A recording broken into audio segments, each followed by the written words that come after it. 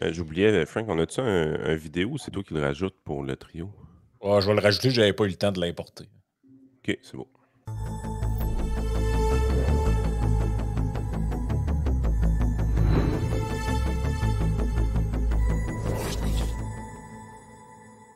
Hey, salut tout le monde, bienvenue au Trio économique. Aujourd'hui, j'aurais pas besoin d'insulter Vincent. Denis Julien est là. C'est sûr que ça va arriver sans que je fasse absolument rien. On peut commencer tout de suite. Je risque d'être le moins intéressant des quatre aujourd'hui, je pense. Ben, ça ne change pas ton positionnement relatif habituel. Oui, c'est ça, il aurait beau en ajouter 4. Ben, quand même, Yann, on avait proposé un sujet qui est quand même pas mal dans ton champ de pratique. Là. Si on peut l'introduire progressivement aux gens. Vincent, c'est-tu à cause de la COP, je ne sais plus à quel numéro qu'on est rendu, là, que ça t'a inspiré de parler ça? Là? Parce que là, écoute. Écoute, c'est parce que les trucs ESG, c'est tellement rendu populaire que ça en est vraiment malaisant. Puis c'est pas. Juste avant d'aller trop vite, le ESG, là, Ouais, c'est les fonds d'investissement. Pour ceux-là qui ne savent pas, les fonds d'investissement qu'on dit éthiques. Fait que E, c'est comme environnement, S, c'est social, je pense, puis G, c'est gouvernance. Parce que c'est pas juste environnemental, cette patente-là, là, mais grosso modo, quand vous voyez le sigle ESG, c'est rendu pas mal la norme dans l'industrie, là, pour toutes les patentes qui vous font du bien quand vous les achetez. Fait que ça, c'est genre pas de gun, pas de pétrole, pas de rendement, je veux dire, pas de... Pas de... Non, les rendements sont élevés. Les rendements non matériels sont élevés.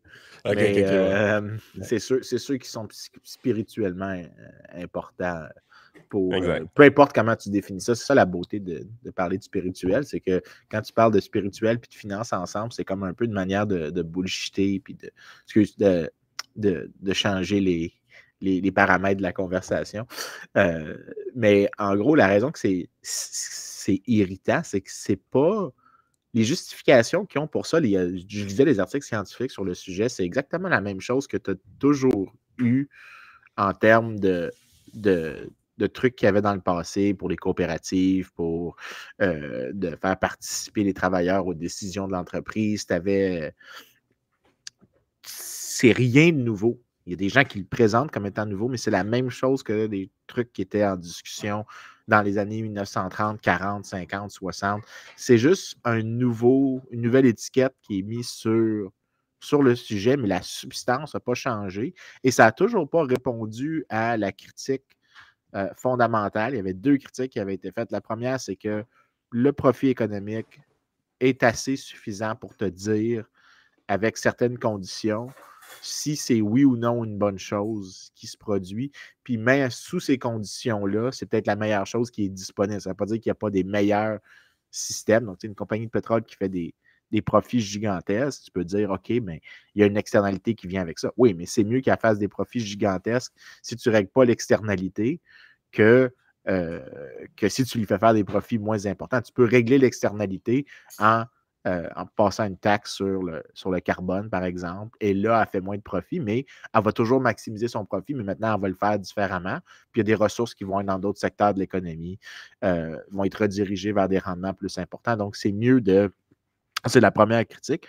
Mais la deuxième, c'est que là, dans la nouvelle version, ils mettent l'emphase plus l'accent sur l'idée qu'il y a des stakeholders, des gens qui peuvent participer à la gestion d'entreprise, comme des travailleurs ou des groupes environnementaux qui ont quelque chose à dire.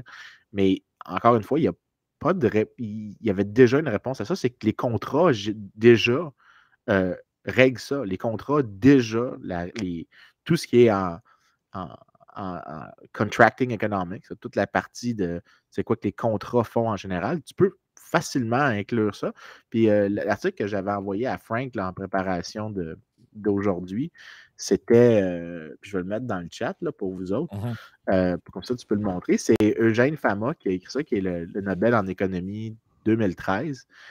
Fama, c'est le gars qui a fait Efficient Market Hypothesis, l'idée que le marché est capable de, avec minimalement de d'intervention est capable de price in, je ne sais pas comment le dire en français, mais d'incorporer toute l'information nécessaire dans les prix des actifs, dans les taux d'intérêt, donc que tu es capable de savoir exactement, tu as toute l'information nécessaire dans le prix de quelque chose concernant la structure de l'économie.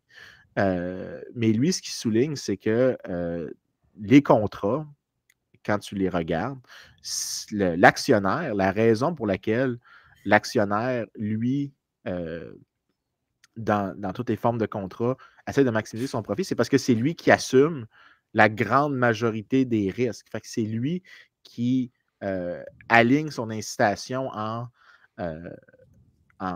gérant tous les risques qui viennent avec ça et les bénéfices, donc, en conséquent, alors que les stakeholders, ceux qui vont recevoir des payoffs qui sont fixés, là, eux, je veux dire, ils ont aucun stake pour vrai dans la gestion d'entreprise.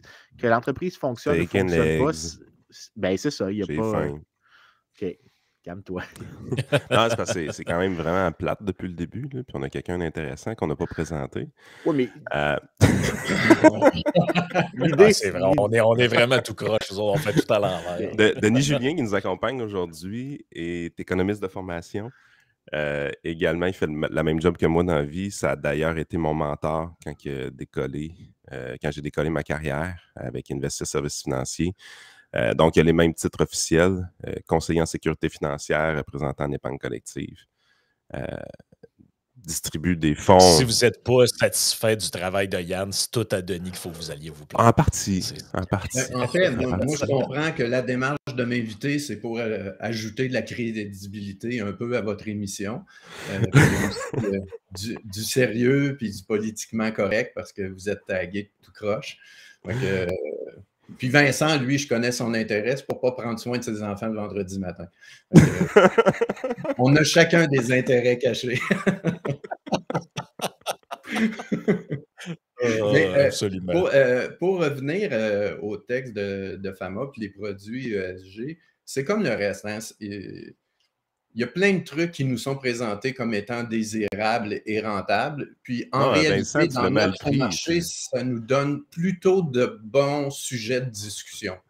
Est-ce que ça sert? Ben, moi, dans mon cas, j'en ai très peu dans mes portefeuilles de ce genre de trucs-là parce que justement, je pense que surtout une entreprise cotée en bourse n'a pas les moyens d'avoir une mauvaise réputation pour des choses qu'elle aurait pu éviter très facilement.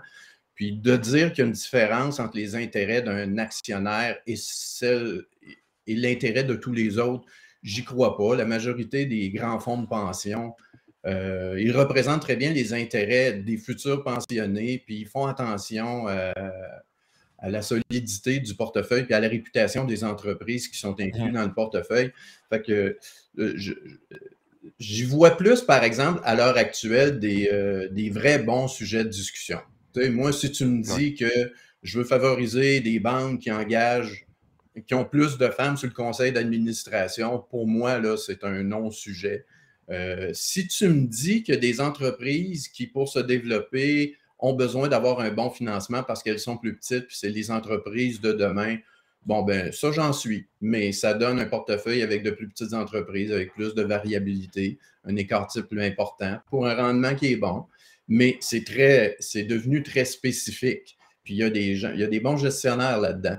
Mais pour le reste, je ne trouve pas que c'est nécessaire, étant donné l'amplitude de toutes les informations qui sont à peu près toutes comprises et toutes incluses.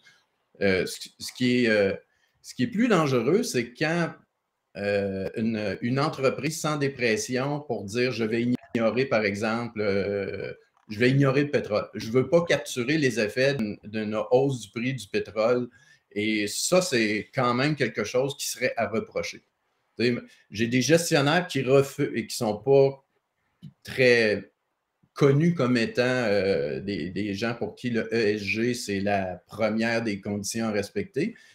Puis ils n'en ont pas de pétrole, mais pour de bonnes raisons. Parce qu'ils se disent, moi, j'ai besoin, par exemple, de donner des revenus courants à mes gens très fortunés. Puis les revenus courants excluent que j'ai une composition trop variante dans l'actif de mes portefeuilles. Fait que je l'exclus. Pas parce qu'on me le demande, parce que j'ai fait un choix très particulier parce que j'ai un type de portefeuille qui a un besoin à combler. Fait que moi, je ne trouve pas qu'à l'heure actuelle, ça attire beaucoup. Les jeunes le demandent beaucoup parce que, écoute, tu formates ça jusqu'à l'université avec des comptines environnementales. Qu'est-ce que tu penses qu'ils font quand ils commencent à placer? Ils veulent être vertueux, eux autres aussi. Mais là, ensuite, la discussion embarque. Moi, j'en ai des gens qui arrivent jeunes avec des demandes qui sont très formatées par ça.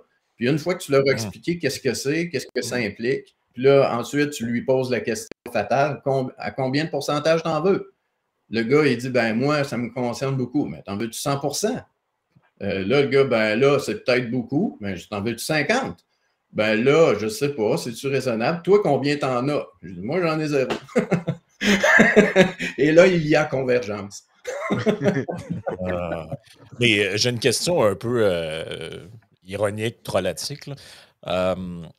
On fait jamais ça. Comment ça se fait? Les meilleurs. Mais comment ça se fait que. Ouais, mais comment ça se fait que les personnes qui arrivent, par exemple, avec ce genre de truc-là, qui vont dire ben moi, dans mon portefeuille, là, je veux rien qui a rapport avec le pétrole parce que je suis contre ça, sont aussi les mêmes qui arrivent avec des propositions du genre on devrait taxer les surprofits des pétrolières. Mais c'est parce qu'au bout du compte, c'est la même chose. Tu veux t'enrichir à leurs dépens, cher ami. Là. Ah oui, mais eux, ils veulent la taxe pour que la compagnie attends ne soit plus rentable. Il faut vraiment là, une chose pour mettre au clair. Il y a plusieurs types de ESG. Tu as ceux qui veulent des ESG avec des produits éthiques, puis tu as ceux qui veulent des ESG dans lesquels tu as des groupes de gens qui participent à la décision de l'entreprise. C'est les deux types de catégories qu'il y a. C'est deux affaires complètement différentes. Le premier, la chose qui est gossante, c'est qu'ils n'ont toujours pas répondu à ce que le marché a déjà dit. Si, mettons, là, il y a des gens que je ne connais pas, qui ont de l'information que la firme a besoin pour être plus profitable, crois-moi, ils vont les intégrer. Ils vont trouver une manière de faire un contrat pour les intégrer dans la gestion de la firme. Fait que si un groupe de gens est socialement utile pour l'entreprise, ils vont déjà les incorporer. Ils vont déjà trouver une manière de les rentrer dans le contrat. Sinon, le problème, c'est que ça peut être des groupes de gens qui vont être opportunistes, qui n'ont pas vraiment à cœur la mission de l'entreprise ou les profits de l'entreprise. Ils ont juste pour but de retirer des rentes, donc de faire une vache à lait à partir de ça, comme Alexis Cossette-Trudel essaye en essayant de faire la prise du PCQ. Je voulais juste faire la joke là-dessus, parce que ça c'est l'équivalent d'un opportuniste puis d'un troll. Mais l'autre catégorie, c'est ceux dans lesquels on va choisir les produits qui sont socialement bénéfiques. Puis ça, je veux dire, je comprends un peu la justification, mais dans tous les cas, ce qui est drôle de ces gens-là, c'est quand tu leur demandes c'est quoi le problème avec ces produits-là, bon, ils vont avoir une couple d'affaires de moralité là, qui est toujours un peu débattable, mais ils vont souvent dire des externalités pour répondre à ça. Puis c'est drôle comment, dès que tu leur dis quelque chose comme, tu sais que l'externalité ici, c'est comme le gouvernement qui l'a créé en subventionnant X ou Y.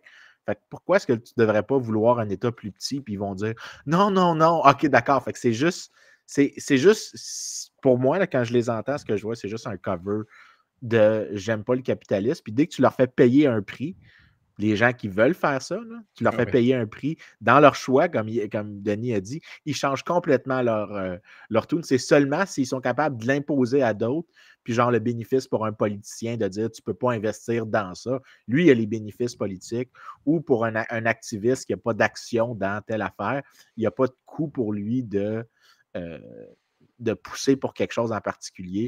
Mais dès qu'ils ont un coût à payer, ah non, là, je change d'avis, tous les produits sont éthiques finalement. Bullshit. Ben, là-dessus, dans l'industrie, tu as raison qu'il y a deux catégories. Il y a effectivement des fonds qui sont plus purs que d'autres. Parce qu'effectivement, il y a des fonds classés ESG qui vont avoir du pétrole à l'intérieur, par exemple. Puis l'excuse qu'ils vont utiliser, c'est de dire ben on va être un investisseur activiste, on participe aux assemblées des actionnaires, puis on les convainc d'utiliser du papier de toilette recyclable dans leur toilette, dans l'entreprise. Donc, c'est des meilleures personnes environnementales depuis. Il ne faut pas oublier qu'il y a un aspect dans le ESG qui est très marketing. Et les gestionnaires de portefeuille, fondamentalement, c'est rare que tu vas en trouver un qui va être content que tu lui imposes une contrainte. C'est des gens qui veulent maximiser le rendement pour leurs clients en fonction du risque qu'ils sont autorisés à prendre dans leur mandat. Et là, si tu leur dis, tu as une contrainte supplémentaire dans le choix des entreprises que tu dois faire, il faut que ce soit des bonnes entreprises environnementales. C'est pas quelque chose que les gestionnaires aiment tant que ça. Ils veulent avoir une certaine liberté dans leur sélection. Fait que c'est une des raisons pourquoi le classement d'une entreprise, une cote ESG pour une entreprise, c'est quelque chose qui est encore quand même assez subjectif. Parce que oui, tu as des agences de notation qui vont faire ça. Moody's, par exemple, en est une. Il y a d'autres agences qui vont donner des cotes ESG. Puis quand tu compares les cotes ESG entre différentes agences de notation, la première chose que tu te rends compte, c'est qu'ils ne sont pas nécessairement corrélés. Un des meilleurs exemples qu'on avait, c'était Berkshire Hathaway de Warren Buffett. Il était très, très bien coté pour une agence de notation, puis mal coté dans une autre. Oui, mais une autre affaire aussi, c'est qu'ils sont vraiment, ces gens-là, ceux qui défendent ça, n'ont aussi aucune capacité de voir. Là, je veux dire, Denis peut être moins généreux que moi là, quand je vais le décrire comme ça, mais ils n'ont aucune capacité d'imaginer que quelque chose qui a l'air environnementalement nocif pourrait ne pas l'être. Donc, si, mettons, disons, tu regardes des compagnies d'auto en 1900, disons, quand ils apparaissent, tu regardes toute la pollution que les autos émettent. Donc, au net, c'est environnementalement nocif, mais ce que tu ne dis pas, si, mettons, on parlait à Pierre Desrochers, ce qu'il dirait, c'est que les autos, c'est tellement incroyable comme nouvelle invention que ils ont libéré, on n'avait plus besoin de chevaux dans les villes, donc on n'avait plus besoin de terre pour nourrir les chevaux. Toutes ces terres-là sont retournées à l'agriculture, sont donc devenues des séquestrateurs de carbone, et donc au final, c'était un bénéfique. Donc l'industrie était polluante en soi, mais au net... C'est la même chose avec le GNL. Ben, c'est un peu le même débat. C'est de dire, ah ouais, mais moi, je veux pas je sais pas, je veux pas de fond dans lequel il y a un truc avec du gaz naturel liquéfié. Puis là, tu te dis, parce que ça pollue. Ouais, mais si l'usage de ça en remplace le charbon. C'est remplace le charbon ou remplacer du chauffage domestique au mazout, par ça, je vois pas c'est quoi le problème. Vous seriez surpris comment que les cotes ESG vont pas aussi loin que ça. Vous parlez d'affaires macro de votre côté, alors qu'en réalité, les entreprises de notation qui cotent les entreprises pour du ESG regardent des affaires beaucoup plus micro que ça. Combien de femmes tu as sur ton conseil d'administration? Est-ce qu'il y a une conscientisation de l'environnement chez tes employés? Est-ce qu'il y a des programmes d'aide psychologique pour les employés dans l'entreprise? Des choses comme ça. OK, fait que ça n'a même pas rapport avec le output de l'entreprise. Non, ça ne peut pas être sophistiqué. Ça peut pas être sophistiqué. Okay. Ça repose sur des motifs qui sont futiles et c'est appliqué de manière futile avec des règles qui sont proches du ridicule, mais c'est une vaste comédie que tout le monde se joue. C'est pour ça que moi, ça ne change pas grand-chose à ma vie, ça ne change pas grand-chose à la vie des grands gestionnaires parce que justement, ça laisse beaucoup de marge. Tu as quelqu'un qui pourrait dire, moi, j'en ai une compréhension qui est rigoriste, je ne veux pas de pétrole, je ne veux pas de polluant. Puis tu as l'autre qui va dire, ben moi, je veux encourager celui qui est moins polluant que l'année passée. Bon, il y en a un qui est déjà plus proche de quelque chose qui s'approche d'une réalité qui est désirable, mais pourquoi il est moins polluant? Ben, parce que ça coûte cher l'énergie. Normalement, tu pollues parce que tu es inefficient avec ta consommation d'énergie. La nouvelle usine va être moins polluante, meilleure techno, et elle va répondre maintenant peut-être à des nouveaux canons de pureté. Mais en gros, c'est que ça ne change pas grand-chose, sauf que les gestionnaires, eux, du point de vue marketing, ils veulent quand même éviter d'être vus comme des gens qui sont grossièrement non concernés par ça. Fait que on entend, il n'y a pas un congrès où on va, où on ne nous parle pas de ça comme étant quelque chose d'avenir. Puis finalement, c'est comme un peu la conformité dans nos bureaux. Ils n'arrêtent pas de changer ça, mais tout ce que ça fait, ça augmente la couche adipeuse du système financier. Là. Plus de bullshit jobs qui sont dans le système, puis tu es obligé de les endurer. Puis moi, je compare ça à l'Union soviétique, où dans le temps, ils disaient, on fait semblant de travailler, puis ils font semblant de nous payer. Ben, nous, on fait semblant que c'est important, on coche les petites cases. Eux autres, ils font semblant qu'ils ont une job importante, ils checkent si on a checké la case. Puis ça finit là. Ça nous fait perdre un peu de temps, ça augmente le gravy de gens qui n'auraient pas de job autrement, un 25% probablement là, de bullshit jobs dans le secteur financier. Je vais vous donner un exemple, les amis. Je vais vous donner un exemple de tout ça. Apple, Amazon, sur le site de Yahoo Finance. À votre avis, laquelle des deux qui a la meilleure cote ESG? Apple. Ouais, je dirais Apple. Ben oui. Juste à Apple, cause selon de- vous, juste la à meilleure cause cote du- ESG. Amazon, OK. Ben, je sais pas, on La n'arrête cote- pas d'entendre des trucs sur Amazon, ils sont pas fins. Fait que je ben présume que c'est aussi, Apple. il livre, fait que c'est pas lui. La J'imagine. cote ESG de Apple sur le site de Yahoo Finance, fait que je ne sais pas c'est quel film de notation qui est en arrière, là, mais peu importe, classerait Apple dans le 15e percentile. Ça veut dire que 85% des entreprises sont mieux que Apple en termes de ESG, alors qu'Amazon est 64e percentile. Donc, la cote d'Amazon est vraiment beaucoup mieux que celle d'Apple. OK. Qu'est-ce qui explique ça? Je ne sais pas. Mais tu sais, avez-vous votre premier réflexe, c'était de penser qu'Apple avait une meilleure cote ESG qu'Amazon, alors qu'ils sont à des années-lumière une de l'autre. Ah, puis je suis certain que si on cherche, ça doit avoir rapport avec le fait qu'Amazon, là, il ouvre des boutiques locales, genre pour favoriser des produits. Je sais pas si vous avez vu là, ça, là, by the way, le panier bleu s'est fait donner par Amazon. Là. Amazon ont sorti le truc, là, genre les produits fleurs de lys ou je sais pas trop, puis ils vendent plein de produits locaux québécois dedans avec. Ça n'empêchera pas Pierre Fitzgibbon Écoute. de donner une subvention à, Ouais, c'est à un ça. panier bleu. Tu vois, c'est séparé en trois. La cote d'Amazon, par exemple, est vraiment en trois morceaux. L'environnement, 5,6. Social risk, 14,8. Fait qu'il score vraiment fort sur le côté social chez Amazon. Puis la gouvernance est à 10. Puis quand que je m'en vais sur Apple, c'est vraiment une bonne cote sur Apple, comment ils sont mal cotés. Voyons, c'était pas ça que je voulais. Ce sera pas long, on va l'avoir. Ici. OK. L'environnement 0,6. Les usines en Chine, peut-être, je sais pas. Social 6,9. Fait que tu sais, c'est vraiment l'aspect là, social qui fait quand même assez défaut. Puis la gouvernance, la même cote que Amazon côté gouvernance. Tu sais. Fait que là, qu'est-ce qui se cache à ça? Il faudrait lire le rapport d'analyse puis tout ça pour essayer de comprendre c'est quoi la différence entre les deux. Mais tu sais, moi, c'est une bullshit dans ma tête, au fond. Je m'excuse. Juste pour le fun, là. Ouais. Juste le fun pour poser une hypothèse là-dessus. Parce que ça sonne hyper politique. La raison qu'un fonds, qu'un actionnaire ou que des fonds voudraient considérer d'acquérir des titres ESG, c'est uniquement parce que tu as trop de politisation de tout. Puis là, tu te dis, ben, je veux pas avoir. Je le sais. Mettons qu'il y a des gens qui sont comme Denis, qui détestent ces trucs-là, mais qui savent que la mauvaise publicité, parce qu'une couple d'activistes vont t'écœurer pendant une couple d'heures, ça vaut pas la peine. Fait que tu dis, garde, je vais trouver la manière la plus cheap possible de me trouver un score. Puis, tu sais, je vais faire comme tous les checkmarks. Genre, je vais embaucher un diversity officer, là, puis un bullshit jobber. Puis, il va être là. Puis, c'est juste du cover. Bon, toutes les firmes vont avoir moins de profit dans un cas comme ça.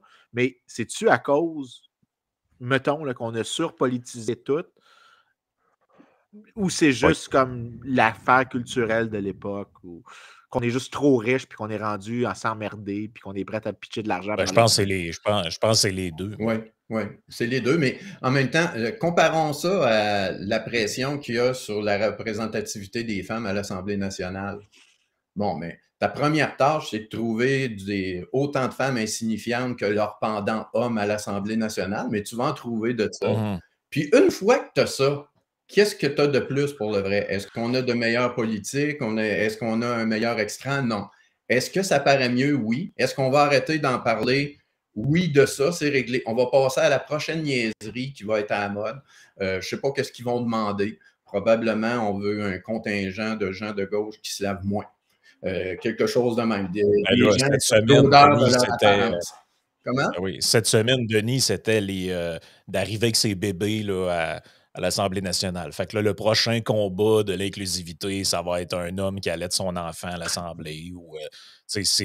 Non, mais c'est là qu'on est rendu. Puis là, tu te dis, ben, je sais pas, moi, j'ai toujours pensé que dans la vie, quand tu vas travailler, tu es supposé de travailler et non catiner un enfant, nourrir ta mère. La prochaine étape, c'est quoi? Ils vont se faire cuire des ribs pendant la séance de l'Assemblée. Insulte pas les... Premièrement, attends une minute, là. Non, t'as pas le droit. T'as pas le droit, Frank. Des ribs à l'Assemblée nationale, ça améliore l'Assemblée nationale. Let's get ouais, ça va peut-être. D'après moi, ça va être plus des petites côtelettes de porc cuit bord en bord que d'autres choses. Non, mais écoute, à la limite, là, je veux dire, je m'excuse, mais un smoke joint dans l'Assemblée nationale, ça rend l'Assemblée nationale beaucoup plus pertinente qu'elle l'est maintenant. Ouais, OK? Mais juste pour le fun, là, pour partir, Denis, là, mais un politicien qui amène son enfant en public, est-ce que c'est de l'abus parental? Ben, en tout cas, c'est solidement du virtue signaling, en tout cas. Moi, je m'excuse, mais tu te sers de ton enfant pour scorer des points et avoir l'air de te faire aimer par d'autres personnes. Je m'excuse, mais c'est comme le gars qui amène son chien au parc pour pogner des filles. C'est la même catégorie de choses pour moi. Oui, mais c'est parce que si tu empêches les gens de se servir de leurs enfants pour améliorer leur vie, Vincent, Facebook est mort demain matin. Non. Il y a une différence entre ça et des politiciens. La personne sur Facebook, tout ce qu'elle veut, c'est que je dis son kid est cute. L'autre, ce qu'il veut, c'est que je vote pour lui à cause de son enfant. Ben oui, parce qu'à part ça, s'il était dans une autre ligne d'affaires, s'il était avocat, il n'y a personne qui s'embarrasse de son enfant au travail. Il l'amène à la garderie de jour. Tu sais, il n'y a personne qui veut travailler n'importe quel autre métier. Avec un enfant comme ça. Mais là, les deux se disent, bon, on va aller à l'Assemblée nationale, ça ne dure pas si longtemps, on va se passer l'enfant, ça va être cute. Puis ils font juste voir que les deux, ils ont une position égale, puis ils ont le droit d'avoir chacun leur temps de travail où l'enfant n'est pas dans les jambes. C'est la politique d'aujourd'hui, mais moi, en réalité, ça ne m'enlève rien là, qui joue à ça, parce que je sais très bien que s'il était dans une autre ligne d'affaires, moi, j'en vois pas de filles en finance qui arrivent au bureau avec le bébé qui va les déranger pendant qu'ils travaillent. Fait que nécessairement, si tu amènes ça à l'Assemblée nationale, c'est pour montrer que, anyway, ton travail, tu peux regarder un match de soccer ou tu peux t'endormir ou tu peux faire des mots croisés ou tu peux brasser ton bébé de même. Mais tu as signalé que tu étais un couple moderne, ce qu'ils veulent faire, tu sais, un power couple à l'intérieur de ce parti-là libéral. Tu sais, moi, ça me choque pas que le gars fasse ça. Ce que je trouve étrange, c'est que c'est le seul monde où on va s'attacher à me le montrer autant, parce que dans tout le reste de nos jobs, je ne sais pas si, Vincent, tu vois bien des femmes qui enseignent avec le bébé, avec eux dans la classe, ça ne doit pas. Non, j'ai jamais vu ça. Ben, ça montre qu'ils sont déconnectés de la réalité d'une certaine manière, parce qu'ils disaient, et puis là, il y avait des journalistes qui couvraient ça, ils disaient, hey, quel excellent exemple de conciliation travail-famille. Là, j'étais là. Tu sais, les exemples que tu as donnés, c'est quand même des trucs de profession libérale, entre guillemets. Là. Mais je veux dire, imagine-tu une infirmière qui arrive ou un médecin avec son bébé dans une poche kangourou ou un gars qui est monteur de ligne, qui est grimpé dans un... Non, mais je veux dire, c'est genre... Sérieusement, si vous faites le tour du truc, il y a à peu près juste ce fausse job-là de politicien qui te permet d'arriver avec un bébé. Ils font 70 heures alors que tu es censé travailler. Là. Je veux dire, il n'y a aucun autre travail que tu peux te promener avec un bébé toute la journée puis que ça nuit pas à tes fonctions et à ta productivité. Mais moi, ce que j'ai remarqué le plus là-dedans, ce que j'ai remarqué le plus là-dedans, c'était pas lui qui avait le bébé, c'était que Makwarizki était revenu aussi vite au travail. Tu sais, ma première réflexion, c'était, moi, si c'était ma femme, j'aurais aimé ça qu'elle se repose plus à la maison avec le petit, qu'elle en profite. Tu sais, c'était bien plus ça ma réflexion que, mon Dieu, elle revient donc bien vite. Pour un exercice qui n'est pas si important que ça, là. Entendre la CAQ interdire au PQ de rentrer. C'est essentiellement ça cette semaine. Mais tu sais, je reviens à 2 secondes à l'affaire de l'ESG. Si on revient à la base de la base, là, quand tu investis de l'argent ou que tu épargnes, le but en arrière de ça, c'est quoi? C'est d'accumuler je vais parler en langage populaire, c'est d'accumuler un moton pour pouvoir bien vivre le jour où tu vas prendre ta retraite, ou c'est laver ta conscience? Parce que, tu sais, moi, si je veux laver ma conscience, moi, je fais du bénévolat, je vais acheter une dinde, je vais la remettre à une famille dans le besoin, je vais faire des sandwichs, je vais aller mener ça dans un frigo populaire pour que des sans-abri puissent manger. Mais je comprends pas le concept de mêler ta bonne conscience avec la préparation de ta retraite. Moi, je comprends, mais je vais te dire, ce que je vois que là-dedans, qui est surtout là, poussé vers la population, c'est de leur faire croire que le propriétaire, l'actionnaire, c'est une minorité de personnes très, très riches et que ça ne nous concerne pas. Tandis que la majorité des actionnaires, ceux qui ont de forts montants, c'est la classe moyenne dont l'épargne a été canalisée dans un fonds d'investissement ou un fonds de pension. Puis à ce compte-là, par exemple, quand on choisit un gestionnaire, moi, la première question que je pose, c'est si je te laisse mon argent 10 ans, tu me donnes plus que les autres à risque égal dans ta catégorie. Et ensuite, la deuxième question, c'est quoi le pourcentage de fonds que tu gères qui est géré au nom de fonds institutionnels, c'est-à-dire un fonds de pension qui gère lui-même, mais qui te trouve tellement bon dans ton secteur particulier, qui te confie des sommes à sous-traitance à l'extérieur, tellement il trouve que tu es bon. Puis là, tu apprends que le gestionnaire qui a vraiment de l'importance, qui est bon, il y a la moitié de ce qu'il gère qui est un fonds institutionnel, un fonds de dotation universitaire, un fonds de pension énorme à quelque part. La moitié de ce qu'il gère, ce sont des clients institutionnels, pas au détail. Puis là, tu apprends que 90% de son profit, en plus, provient des clients institutionnels. Et lui, quand tu regardes c'est qui son client, ben c'est pas le board qui l'engage, ce sont les futurs prestataires. Et là, on est tous partie prenante. On est tous des actionnaires. Fait que ce qu'on laisse voir, c'est qu'il y a des parties prenantes, les stakeholders, qui ont des intérêts différents et plus profonds et plus vertueux que ceux des simples actionnaires qui voudraient écrémer le système. C'est pas ça du tout. On y participe tous à ça. Et de faire voir, justement, la discussion que ça amène dans les maisons, c'est juste de leur faire voir, mais tu es le capitaliste, tu es l'actionnaire, tu es celui qui ne veut pas que ton entreprise ait une mauvaise réputation, tu es celui qui veut qu'elle soit profitable à long terme, qu'elle s'améliore technologiquement et productivement. Et là, à partir de ce moment-là, tu te poses la question, moi je le pose la question aux clients, est-ce que tu veux capturer les hausses de prix du pétrole quand il y en a? Parce que comme cette année, c'est à peu près la seule chose qui pouvait augmenter ton rendement. Est-ce que tu veux le capturer ou en être absent pour des raisons de croyances particulières? Le client dit toujours non, je veux le capturer parce que les grands fonds de pension le font, parce que ceux qui sont soucieux d'avoir un rendement qui est élevé et moins variable, l'inclut dans le portefeuille. Ouais. Nous, on a juste à les informer de ça. Ça amène de bonnes discussions. Puis le plus jeune n'est pas insensible à ça du tout. Moi, j'ai aucun client qui m'a dit « J'aime mieux ne pas capturer un élément de rendement important parce que mes convictions me l'interdisent. » Non, non, tu n'as pas de conviction. Tu as des illusions. On ne t'a pas éduqué comme du monde, je vais le faire. Et là, après ça, il prend des décisions éclairées. En fin de compte, notre rôle, c'est de dire je vais te donner les questions, les éléments de questions que tu devrais me poser si tu étais déjà instruit. Comme tu ne l'es pas, je vais te montrer c'est quoi les questions que tu devrais me poser et ensuite tu auras de bonnes réponses. Puis ensuite, Denis Julien, éducateur. Non, éducateur. mais c'est quand j'entends Yann parler, c'est ça qu'il fait aussi tout le temps. Mais honnêtement, il y a vraiment raison là-dessus. Le ESG, premièrement, ça a servi beaucoup à capturer ce que Vincent nous parle beaucoup, dans le sens que la politique est dans tout. Tu ouvres la télé, c'est politisé. Il y a de la politique. On a tout politisé. Ouais. Donc, le monde de la finance, c'est politisé également, puis ça se transmet via le ESG. Sauf que, tu sais, ma clientèle est plus jeune, naturellement, que celle de Denis.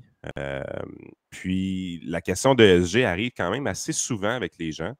Et la première chose que tu te rends compte, c'est que ce n'est pas solide. Ce n'est pas une demande qui est ferme pour la plupart des gens, justement, quand on met en place quelques éléments d'information. Tu dis, écoute, le mandat que tu devrais me donner, fait que le bout d'éducation que Denis parle, c'est que tu devrais me demander de faire le meilleur rendement possible selon la catégorie de risque que tu es prêt à prendre. Ça, c'est le mandat de base que tu devrais me donner. Quand tu arrives avec l'ESG, qu'est-ce que tu fais? C'est que tu me rajoutes un mandat supplémentaire qui est d'ajouter des contraintes à mes gestionnaires de portefeuille pour limiter le choix des possibilités d'actions qu'ils peuvent acheter. Est-ce que je vais avoir un meilleur ou un pire rendement en faisant ça? Bien, il n'y a personne qui va répondre un meilleur rendement. Il y a des gens qui vont dire ça ne doit pas changer grand-chose. Ce qui est présentement fort possible, étant donné que le SG est vraiment pas restrictif. Comme c'est beaucoup marketing puis c'est beaucoup tape à l'œil, il y a moyen de gérer un fonds de SG sans trop avoir de contraintes. Ce qui est dans ma tête est un. Ben, je ne dirais pas une fraude parce que c'est pas le bon mot, mais c'est une arnaque, là. C'est une arnaque marketing, cette affaire-là. Carrément. Mais juste finir mon point, quand tu expliques ça, la plupart des gens vont dire OK, c'est peut-être que ça ne change absolument rien au rendement, mais ça ne peut pas l'améliorer. Ça peut certainement lui nuire. Mais dans ce contexte-là, la plupart des gens vont dire OK, ce n'est pas un critère que je devrais avoir dans ma sélection. Il y a des gens qui sont fermes là-dessus, qui veulent du ESG à tout prix. Et historiquement, de mon côté, j'ai toujours refusé de le faire. Parce que je leur ai dit, vous n'êtes pas avec le conseiller adapté pour vous. Puis là, ils vont dire pourquoi. Ben, je leur ai dit, je ne crois pas dans ça. Je te donne un conseil, c'est de ne pas aller là. Puis tu veux aller là. J'ai dit, on n'a déjà pas un bon fit. J'ai dit, il y a trop de clients qui demandent de faire affaire avec moi pour que je perde mon temps à m'instruire sur des fonds que je n'ai pas le goût de distribuer. Fait que, moi, Yann, je vais poser une question à toi puis Denis. Là, puis je vais mettre une source là, pour commencer. Puis c'est une source que normalement, je ne cite jamais. L'IRIS, c'est la première. J'ai écrit pourcentage des Québécois qui ont des actions ou des parts dans des sociétés. Donc, tu prends l'avoir net des Québécois puis tu regardes c'est quoi qu'ils ont. Puis là, j'enlève les CELI puis les REER. Là, je regarde vraiment des gens qui auraient des fonds non enregistrés. Donc, des gens qui clairement veulent investir dans des actions, pas pour les avantages fiscaux, mais vraiment motivés uniquement par le rendement pur des actifs, right? Pas par le rendement à cause des crédits d'impôt et tout ça. Puis, tu regardes la distribution, il y a presque exclusivement des gens dans le top 20% de la population qui ont des actions. Oui, mais c'est normal, Vincent, je veux dire... Oui, mais attends, laisse-moi finir. Imagine un scénario, puis là, je veux savoir à quel point la dynamique changerait si, mettons, tout le monde avait des actions. Tout le monde avait, disons, 10% de sa richesse qui était en actions.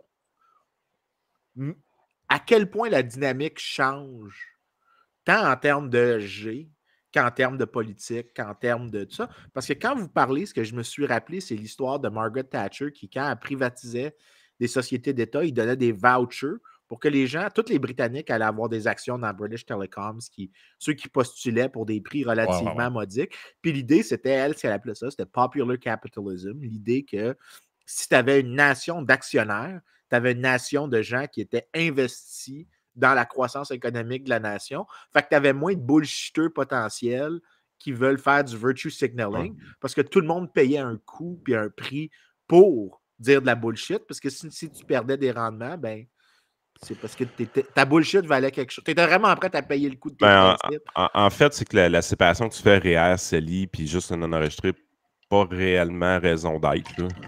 Dans le sens que la plupart des gens, oui, vont avoir déjà, d'une manière ou d'une autre, des investissements.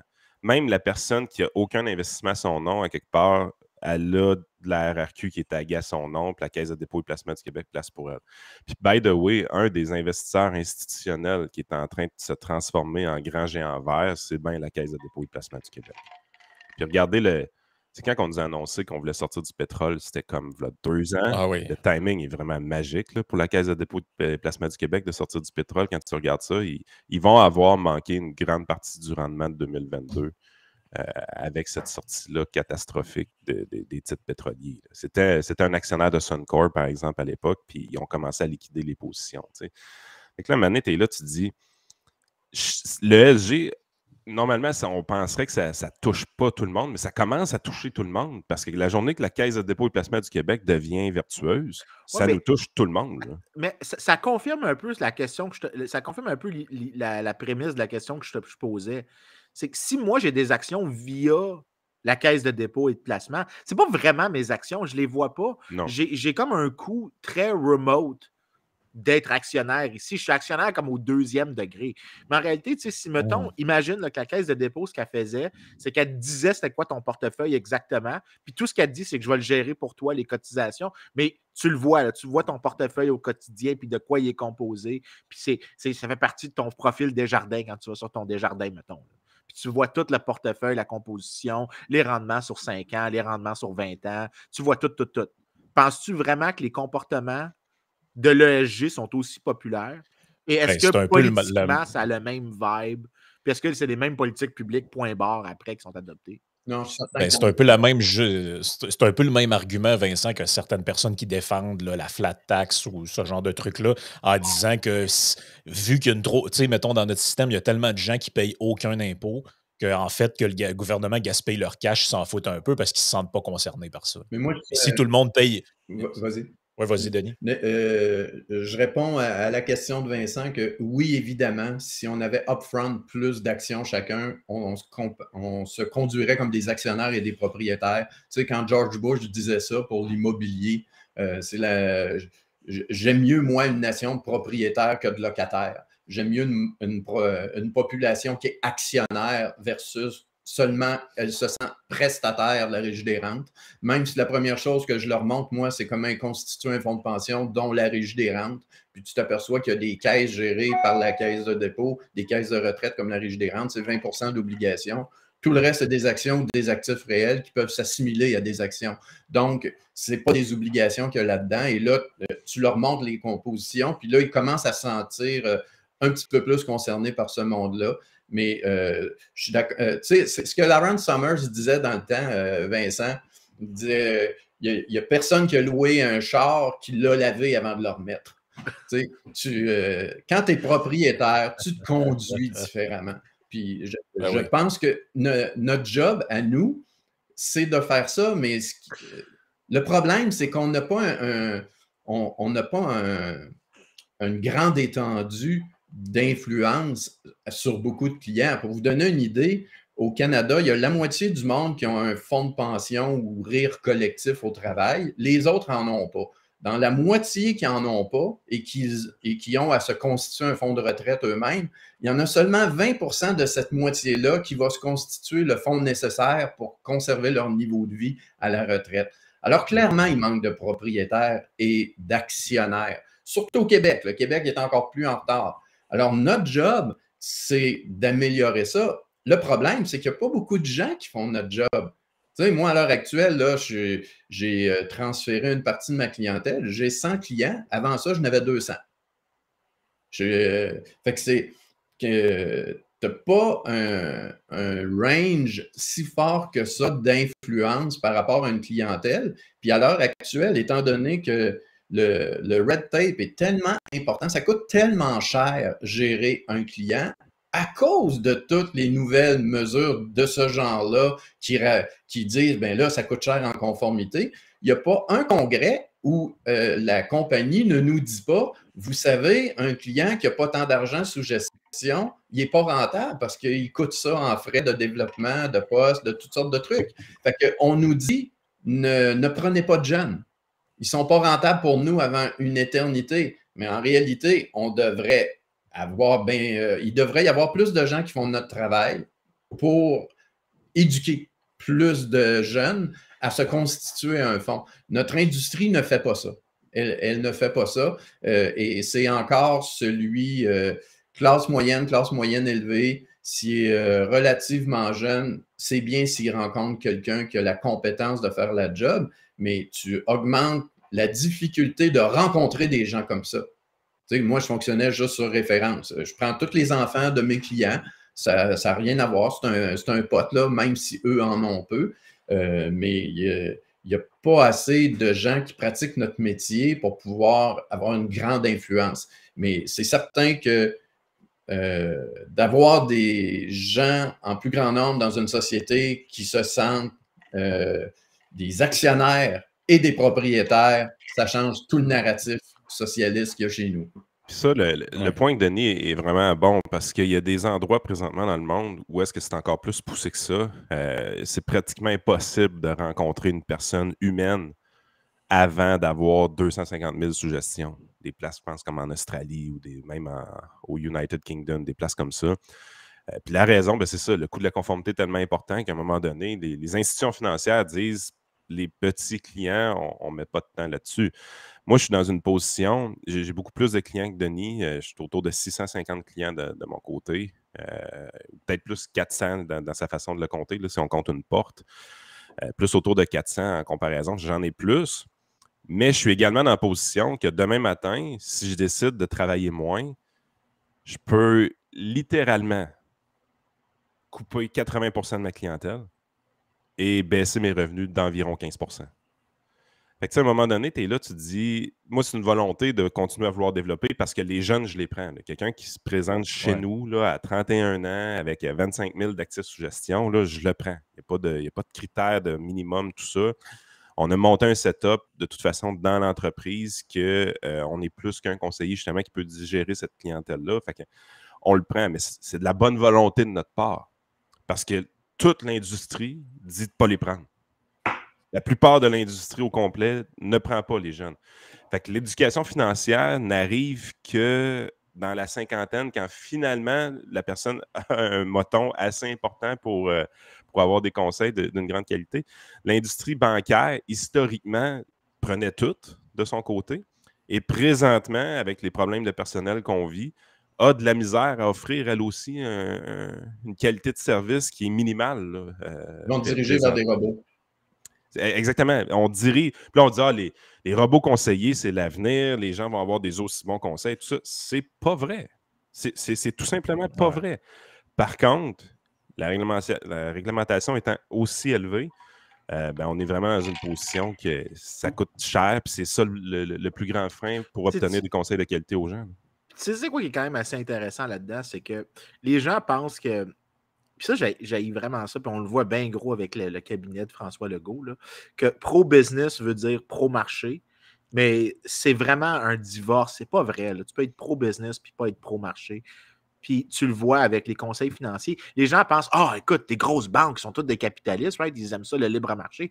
Non, ce que vous venez de décrire, là, c'est que les grosses banques, des institutions financières bien établies, sont super contentes de toutes les barrières réglementaires, même si. Puis en fait, il y aurait probablement un article scientifique à écrire pour voir est-ce que l'ESG est en fait une sorte de scam qui aide des firmes établies à rediriger des volumes d'affaires vers eux en éliminant, en évinçant une compétition de petits joueurs qui n'ont pas du gros volume, mais qui sont capables de gérer, disons, une trentaine, quarantaine de clients ou des clients avec des petits portefeuilles, mais un grand nombre de petits portefeuilles, mais que là, tu ne veux pas, puisque tu as un coût par, mettons, par dossier ouvert, un coût réglementaire par dossier ouvert, que là, tu as trop de petits clients, fait que là, tu quittes, mais les petits clients ils vont aller vers une grosse banque, puis ils vont se retrouver comme ça, puis je suis sûr qu'en fait, à regarder, il y a un bénéfice pour les firmes qui sont déjà établies de faire ça, au net pour elles, même si au net pour la société, c'est nocif parce que tu réduis, disons, l'offre de services financiers, la diversité de types de services financiers. Puis là, tu vois, c'est pro-business, ça. C'est pro pour les business établis, mais c'est pas pro-marché, c'est pas pro-consommateur. C'est dirigé vers des gens qui sont bien établis. Mais le fonds ESG ajoute ou n'enlève rien à ça. Parce qu'en fait, ça va juste faire partie de l'ensemble des questions non qui vont s'ajouter par le robot conseiller. Tu sais, le robot conseiller, il va te dire... Oui, mais ma question présume que... Il va poser des questions. Il va te dire, si tu perds de l'argent, ça te fait-tu quelque chose? Là, tu dis oui. Si tu perds encore plus d'argent, ça te fait-tu encore plus quelque chose? Fait que là, tu dis oui. Si tu perdais de l'argent... Ma présomption ici dans la question, c'est que tu vas avoir un fonctionnaire ou un politicien qui va venir imposer des quotas de ce type-là, que tous les portefeuilles doivent avoir. Moi, ça présumait qu'il y a quelque chose comme ça. Ils vont te le mettre dans les questions non du genre, est-ce que vous êtes concerné par les questions environnementales, de diversité des genres et tout ça? La personne va répondre oui, puis ça va y mettre un 15% ou un 10% de fonds ESG. Ça va être encore une manœuvre qui n'oblige pas à grand-chose, mais c'est juste un tape à l'œil supplémentaire. Ce n'est pas des fonds qui ont de mauvais rendements. C'est juste qu'on s'imagine qu'on a résolu une véritable question avec ça. Tandis que c'est encore juste du domaine du faire semblant. Oui. Puis le problème là-dedans, moi, que j'ai avec ça, d'un point de vue moral, justement, ça rentre dans le thème, c'est que le rendement, c'est un critère objectif. La moralité et l'éthique, je ne parle pas dans l'absolu, on pourrait jaser de ça, mais dans la réalité, c'est un critère très subjectif et aussi géographiquement localisé et culturellement localisé. Et si toi, tu dis, moi, je veux pas, puis là, je prends des exemples, je sais même pas si ça existe, là, mais si toi, tu veux pas avoir dans ton portefeuille, il n'y a rien qui a rapport avec une compagnie qui est dans certains pays parce qu'il emploierait des enfants ou whatever, bien, ce que tu fais en faisant ça, c'est que tu encourages le fait que ces gens-là crèvent de faim. Et si tu es contre le fait d'avoir des compagnies qui sont dans le pétrole, par exemple, ben, ce que tu fais, c'est que tu pénalises des pays comme l'Angola en Afrique, mettons, d'où l'utilisation du pétrole signifie sortir le pays de la pauvreté puis se développer. T'sais, donc, notre bonne conscience et notre bonne moralité nord-américaine ou occidentale coïncident avec probablement une mauvaise moralité puis des trucs non éthiques ailleurs. Parce que si tu vas ailleurs dans le monde, c'est quoi qui est éthique? C'est pas la même affaire pantoute qu'ici. Mais même là, une compagnie cotée en bourse n'a pas les moyens de vivre des épisodes de salissage. Il n'y en a pas une pour qui il y aurait un intérêt marqué de s'aventurer là-dedans. Regarde la sensibilité quand tu engages une vedette sportive ou autre pour te représenter. Tu sais, tu prends un joueur de golf. Au début, il gagne plus d'argent à jouer au golf qu'avec les publicités qu'il fait. Après ça, ça commence à s'inverser. Il fait plus d'argent parce qu'on se sert de sa crédibilité pour crédibiliser notre compagnie. Imagine-toi des scandales dans ce monde-là. Le gars fait un faux pas, on y enlève ses contrats. Comme ici avec celui qui n'avait pas voulu se faire vacciner. Fait que moi, je ne vois pas qu'avec l'information disponible, surtout pour des compagnies cotées en bourse, des multinationales, celles qui se retrouvent dans les portefeuilles, je ne vois pas en quoi tu as besoin d'ajouter quelque chose de plus. Ce n'est que du vent. Elles sont déjà très pures, très concernées par les apparences, la réputation. Il n'y a rien d'autre à ajouter à ça. Il n'y a personne qui va faire un profit important et durable en jouant dans des marges où, si c'était découvert, tu pourrais tout perdre. Il n'y a personne qui fait ça. Alors, tout le reste, c'est pour ça que quelqu'un peut dire, est-ce que vous me dites que les fonds ESG, ça ne rapporte pas? Ben non, ils sont vraiment bons. Bon, ben donc, ça veut dire que c'est bon d'être peu. Ben non, je te dis qu'ils font la même affaire que ceux qui n'ont pas la cote. Je vais prendre la liste des actions de compagnie qu'il y a dans leur portefeuille, puis tu vas trouver les mêmes noms que tu retrouves ailleurs. Puis là, je vais te dire, hein, il y a donc bien des compagnies de transport aérien et de pétrole là-dedans. Ben oui, mais pas lu moins que l'année d'avant.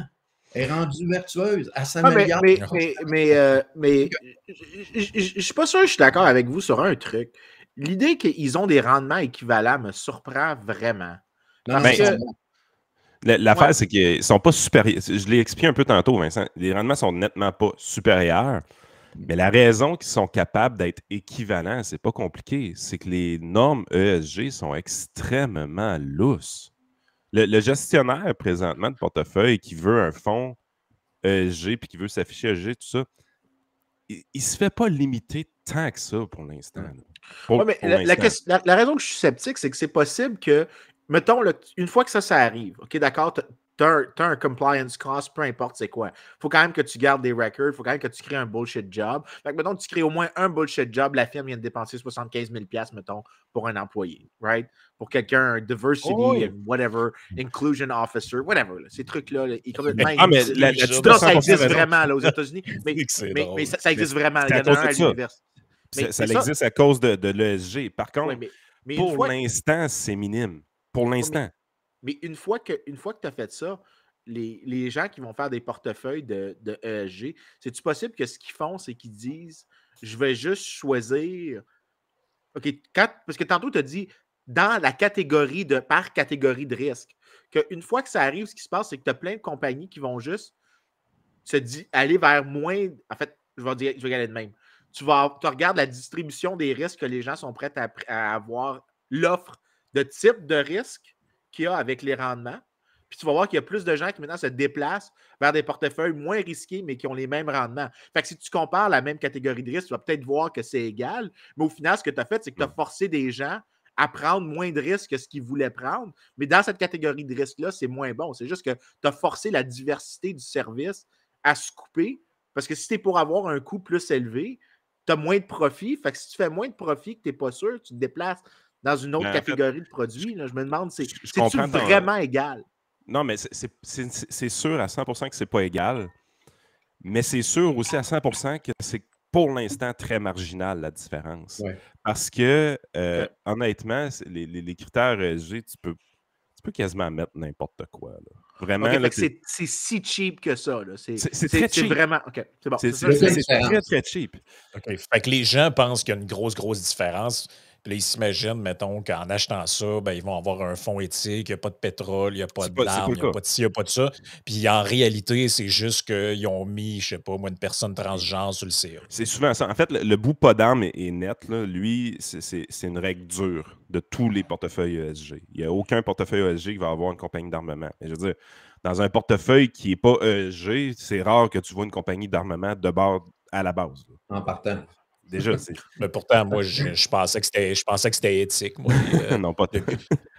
Ben non, mais Yann, depuis la guerre en Ukraine, il fallait prendre tous les fusils de la Terre pour l'envoyer là-bas. Pourquoi c'est pas éthique? Fuck you, Frank. Fuck you. J'en avais exactement faire cette joke-là. Ça, c'est la chose que j'aime plus au monde. Me faire voler une fucking joke. Mais là-dessus, vous avez raison, mais un peu comme je vous disais, je vais donner un exemple avec les Berkshire Hathaway à l'époque. Une firme de cotation, on la met dans les bas percentiles, l'autre firme de notation, on la met dans les hauts. Fait que le gestionnaire portefeuille qui veut mettre du Berkshire Hathaway dans son portefeuille, il a juste besoin de regarder la bonne firme de notation pour dire qu'il y a une bonne cote ESG. Fait que pour l'instant, c'est assez flexible.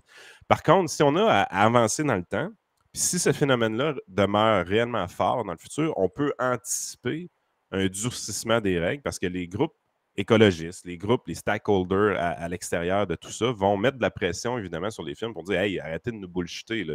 Moody's, quand tu mets une cote ESG, il faut que ce soit un petit peu plus sérieux que ça. Tes critères sont trop lourds, ainsi de suite. » Fait qu'on se doute qu'il va y avoir un resserrement dans le futur pour les cotes ESG, puis il va y avoir justement plus de niaiseries qui vont se faire dans les entreprises qui sont antiproductives, comme engager quelqu'un pour l'inclusivité, comme tu disais. On va gaspiller des revenus de profitabilité sur des trucs farfelu pour avoir une meilleure cote ESG.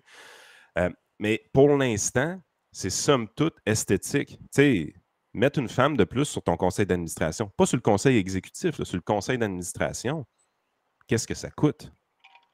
Jusqu'à quel point ça nuirait à l'entreprise? Il n'y en a pas de différence. Si ça améliore ta cote... C'est des critères flous. C'est des critères flous. Je suis sur le site d'une banque là, connue que je nommerai pas, là, et ils donnent des exemples de critères ESG. Tu sais, c'est des affaires que, d'après moi, tu peux faire dire pas mal n'importe quoi à ça. Là, les risques liés aux chaînes logistiques. D'après moi, c'est assez... c'est vague. La cybersécurité et protection des données. Je pense pas que c'est à des trucs de même que les gens pensent quand ils disent « Moi, je prends des trucs. » Non. La personne qui vient dans notre bureau, elle pense qu'elle n'aura pas de pétrole dans son portefeuille. Quand tu grattes un peu, tu te rends compte qu'ils ont mis ça extrêmement large pour justement ne pas mettre... Tu sais, l'industrie financière n'est pas folle. Elle, il faut qu'elle vende. Puis pour vendre, il faut qu'elle fasse des bons rendements. En bout de ligne, il faut qu'elle fasse des bons rendements par rapport au risque qu'elle doit prendre. Fait que la pire chose qu'elle veut faire, c'est imposer des contraintes lourdes à ses gestionnaires de portefeuille. Juste une autre question. Est-ce que vous avez déjà vu des cas dans lesquels les gens disent ben, une fois que moi j'investis, mettons que je suis une firme, j'investis dans le titre ESG, est-ce que la publicité m'attire des volumes d'affaires plus importants parce que je me suis. OK, fait il y a un effet positif pour la firme, mais dans ce cas-là, il n'y aurait pas un effet de sélection ou des firmes que personne ne connaît. Parce que si je te nomme des compagnies qui sont d'armement, les gens connaissent peut-être une entreprise d'armement, Lockheed Martin, puis c'est pas mal tout. Mais toutes les entreprises qui font des munitions ou des subsidiaires, ils ne savent pas pantoute c'est qui, ils ne savent pas pantoute c'est quoi. Fait qu'ils n'ont aucun profil public, ils vont avoir aucun investissement, aucune valeur à faire du ESG. Alors, ceux qui font du ESG, c'est des compagnies qui ont un profil public super important, toutes choses étant égales par ailleurs. Fait qu'ils essayent de se faire de la publicité avec ça. Fait qu'au final, c'est-tu juste comme une manière cheap de faire de la publicité? Oui, mais ça change pas grand-chose. En fait, la publicité, je te dirais, est plus... Elle serait négative si tu n'en avais pas. Exactement.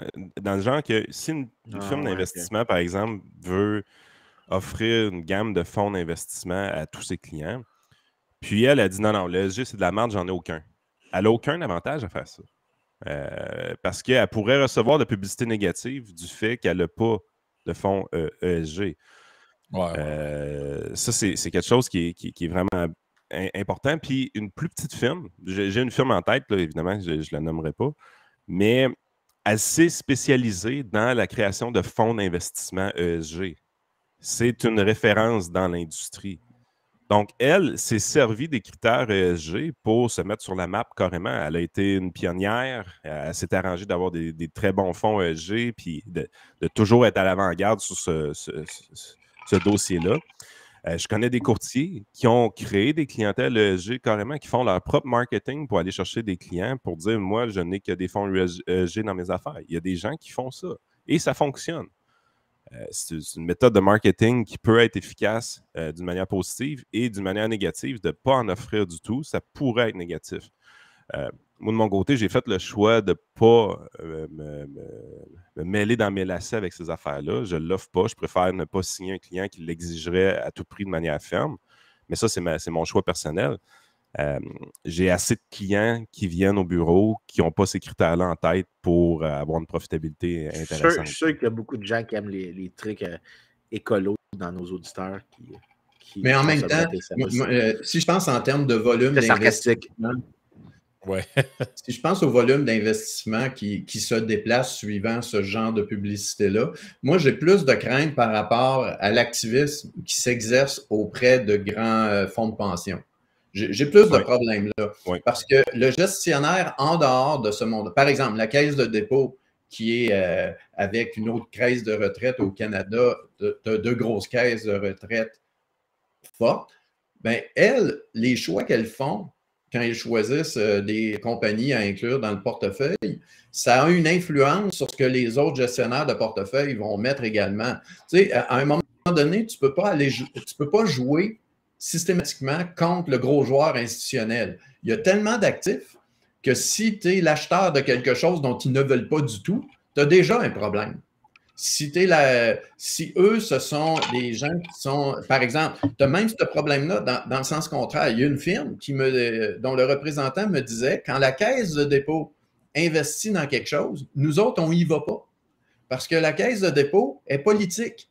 Et nous, on a peur que s'il y advenait un problème pour une catégorie d'actionnaires qui disait, nous, on voudrait que cette compagnie-là, on dit oui à telle vente à telle autre entreprise américaine, ils vont dire non pour une question caribou. Et là, ils m'empêchent d'agir de concert avec d'autres gros détenteurs de blocs d'actions. Fait qu'ils disent, nous, carrément, quand on voit que la caisse de dépôt est trop impliquée dans quelque chose, on ne met pas nos doigts là-dedans, on ne veut pas avoir à se battre plus tard pour s'obstiner avec ce monde-là qui ne raisonne pas comme nous. Et il ne raisonne pas en fait pour l'actionnaire. Juste une dernière question, parce que moi, je fais mes connaissances en finance, c'est celles d'un économiste. Fait qu'étrangement, c'est limité, parce qu'il y a peu d'économistes qui font de la finance. On comprend les bases, puis après ça, on stand. Là. On ne fait pas d'offre de service. On a une couple qui font ça. Mais j'imagine qu'il y a quelqu'un qui a déjà fait une étude qui a comparé les rendements nets après les frais de gestion de la caisse, toutes choses étant égales par ailleurs, avec le marché financier en général. Puis est-ce que ça performe bien? Parce que le nombre de pressions politiques que la Caisse reçoit, je veux dire, est-ce que ça... Je veux dire, j'imagine qu'ils ne doivent pas être médiocres comme la SGF l'était avant ou comme Hydro-Québec l'est, parce qu'Hydro-Québec, on sait que son rendement, historiquement, est inférieur à celui des titres obligataires. Mais est-ce que la Caisse de dépôt est capable, au moins, mettons, de battre year in, year out?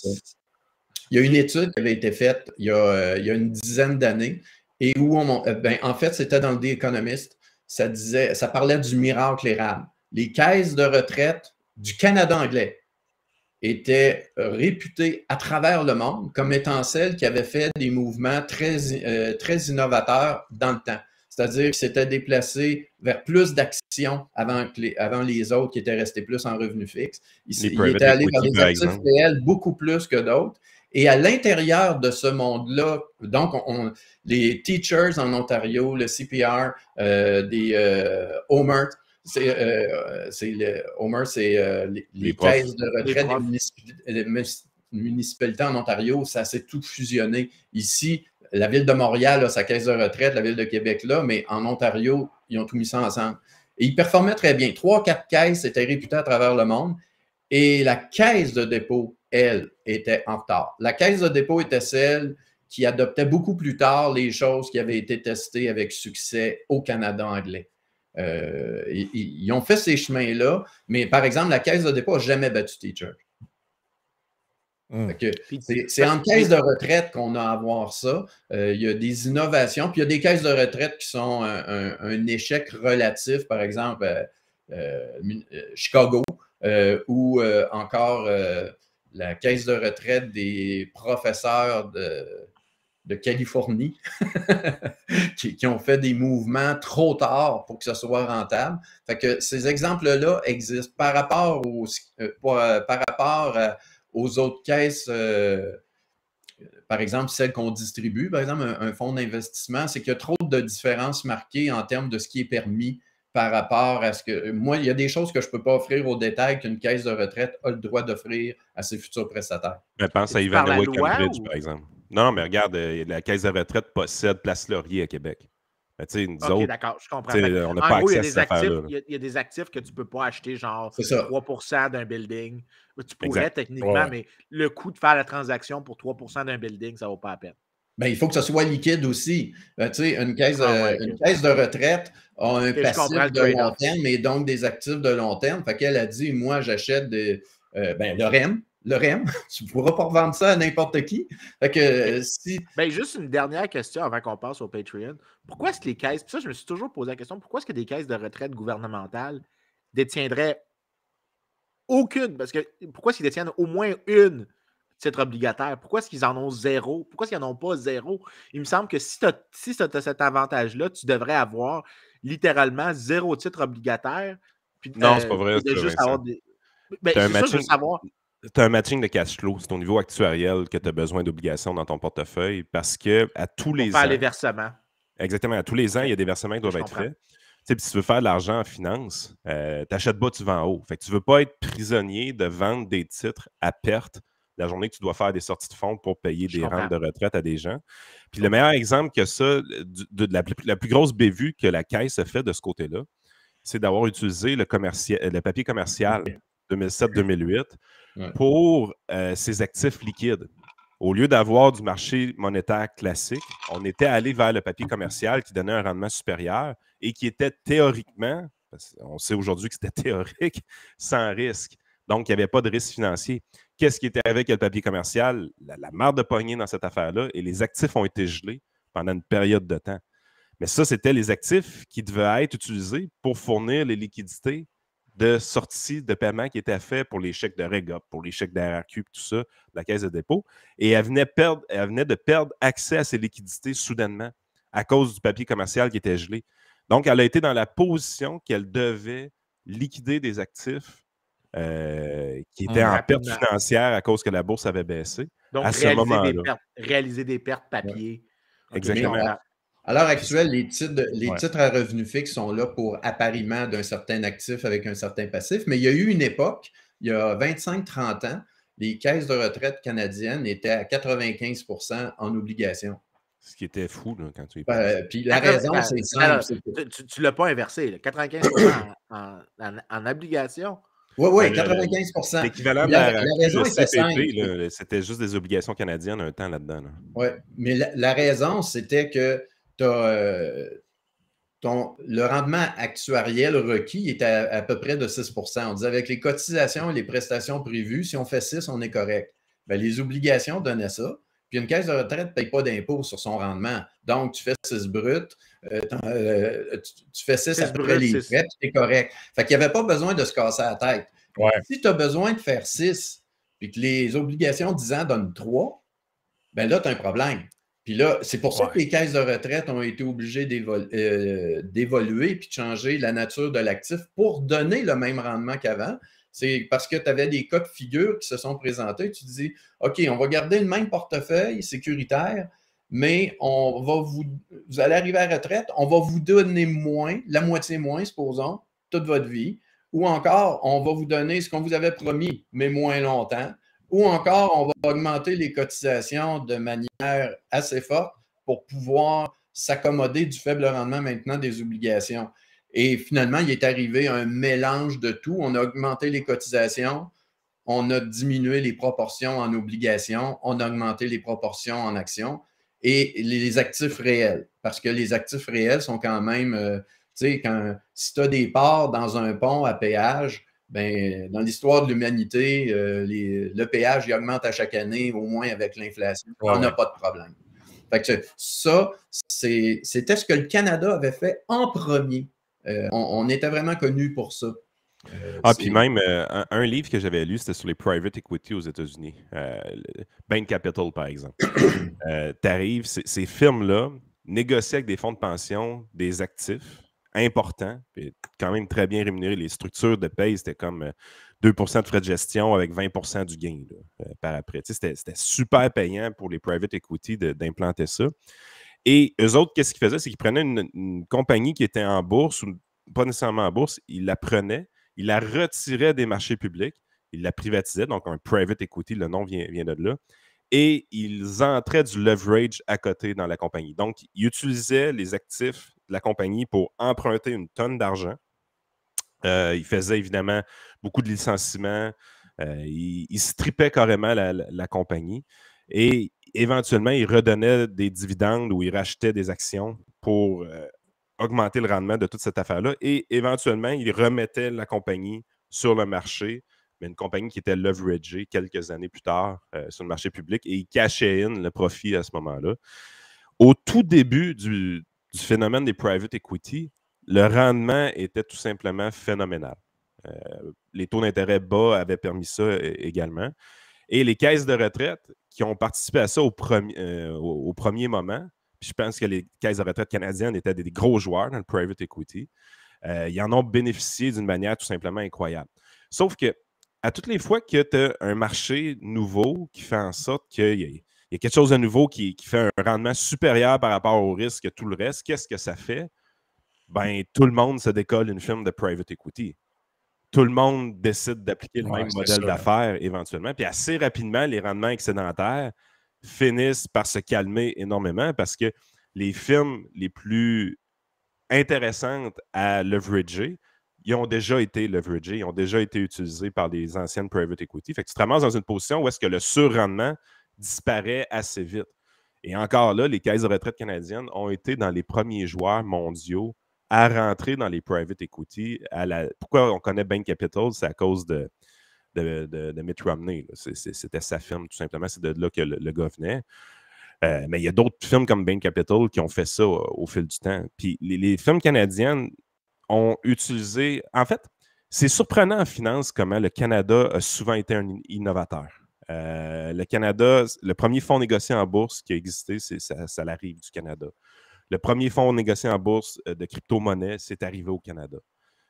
On a une flexibilité réglementaire, même si on chiale un peu, moi et Denis, sur la flexibilité réglementaire, ça reste que c'est un des endroits dans le monde où est-ce que la réglementation s'adapte quand même assez vite. Même si nous autres, on trouve ça lent, quand tu compares avec d'autres juridictions sur la planète, ça s'adapte assez vite pour avoir plusieurs innovations au niveau financier qui proviennent directement du Canada, généralement.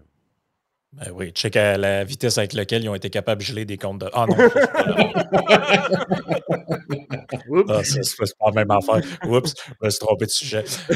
On va passer à la partie Patreon. Fait que les gens qui veulent nous rejoindre, vous pouvez le faire via Patreon. Vous devriez en fait le faire via patreon.com/iSénéchal. Il y a Vincent qui nous a sorti une étude qui m'a fait quand même assez sourire.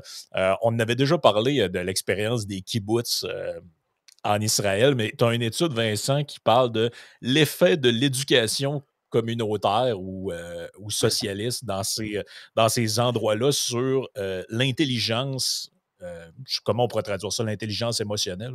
Oui, bien, plusieurs dimensions cognitives. Puis la raison que je me suis posé la question, c'est que je me demandais, parce que ma conjointe et moi, on avait une conversation sur les gens qui sont dans des couples en polyamour ou avec des gardes partagées, avec des... Pas des arrangements de garde partagés, mais vraiment où est-ce que... C'était l'idée d'un ménage à trois avec ta femme.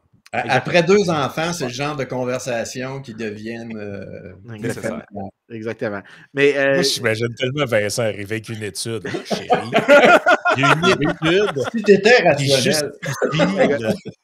Je vais laisser faire les choses que vous pensez qu'on a faites parce que rappelez-vous, ma vie n'est pas aussi intéressante que vous pensez qu'elle l'est.